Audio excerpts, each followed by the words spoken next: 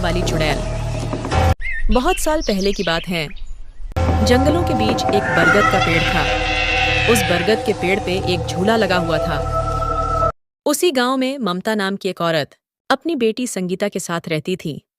माँ, आपको पता है, कल कविता काकी बोल रही थी जंगलों के बीच जो बरगद का पेड़ है, उस पेड़ पे एक बूढ़ी चुड़ैल झूला झूल रही थी।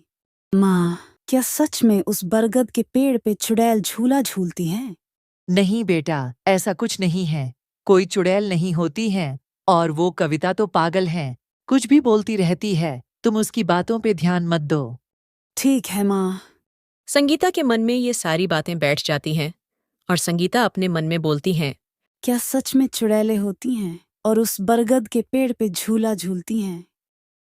क्या सोच रही हो बेटा, सो जाओ, बहुत रात हो गई है।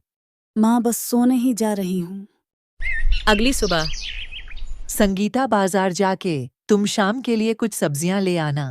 ठीक है माँ, मैं ले आऊंगी सब्जियाँ। अभी मैं रीता के घर जा रही हूँ, लौटते वक्त ले आऊंगी सब्जियाँ। ठीक है बेटा।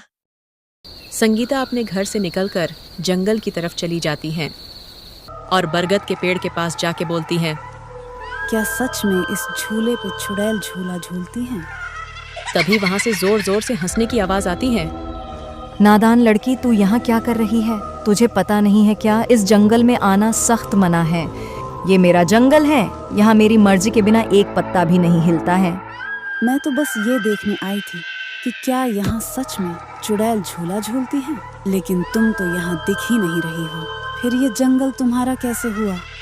तभी वहां चुड़ैल झूला झूलती हुई प्रकट होती हैं और बोलती हैं, तुम्हें मुझसे डर नहीं लगता है क्या? नहीं, मुझे तुमसे डर नहीं लगता है, क्योंकि तुम मासूम गांव वालों को परेशान किया करती हो। तुम एक बुरी चुड़ैल हो। गांव वाले मेरे बारे में झूठी अफवाह फैलाते हैं। मैं तो बस इस जंगल में झूला झूलती हूँ। तो क्या गांव वाले झूठ बोल रहे हैं? हाँ, क्योंकि गांव वालों को लगता है मैं एक बुरी चुड़ैल हूँ। यदि सच मैं तुम अच्छी चुड़ैल हो तो ये जंगल छोड़कर हमेशा के लिए चली जाओ। ठीक है, मैं ये जंगल छोड़ के हमेशा के लिए चली जाऊंगी, लेकिन मेरी एक शर्त है। बोलो, तुम्हारी क्या शर्त है? मैं चाहती हूँ मेरा ये झूला हमेशा इसी पेड़ पे लगा रहे। ठीक है, तुम्हारा ये झूला इसी पेड़ पे लगा रहेगा। संगीता के इतना बोलते ही चुड़ैल अपनी जादुई शक्ति से गायब हो जाती हैं और संगीता वहां से अपने घर आ जाती हैं। बेटा, आने में इतनी देर क्यों हो गई? माँ, रीता के यहाँ कुछ मेहमान आ गए थे, इसीलिए देर हो गई। अच्छा, ठीक है, हाथ मुंह धो के खाना खा लेना। ठीक है माँ।